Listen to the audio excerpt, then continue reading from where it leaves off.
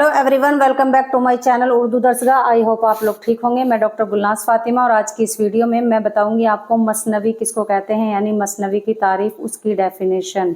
मसनवी असनाफ शायरी में नज़्म की वो किस्म है जिसमें कोई तारीखी वाक़या या इश्किया दास्तान बयान की गई हो। मसनवी का मजमून क्या होता है? मुसलसल होता है, कंटिन्यू होता है। कुछ मसनवियाँ इतनी लंबी हो जाती हैं कि मुकम्मल किताब बन जाती हैं।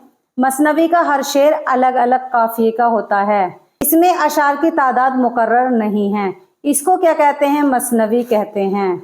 मसनवी चूंकि तवील होती है यानी लंबी होती है, तो इसमें किस्सा शुरू करने से पहले तो इसमें क्या बयान किया गया है? इसमें मैंने आपको बताया कि जिसमें कोई तारीखी वाकया या इश्किया दास्तान बयान की गई हो उसको क्या कहते हैं? मसनवी कहते हैं। इसमें किस्सा शुरू करने से पहले हम्द, उसके बाद नात, उसके बाद मुनाजात, उसके बाद बादशाह वक्त की तारीफ की जाती है।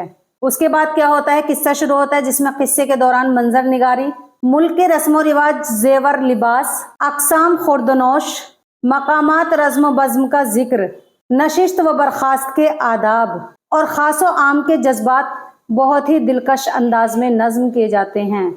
मैं इस वीडियो को इस उम्मीद के साथ ख़त्म करूंगी कि मसनवी के बारे में आपको अच्छे से समझ में आ गया होगा कि मसनवी किसको कहते हैं और उसमें क्या क्या चीज़ें बयान की जाती हैं।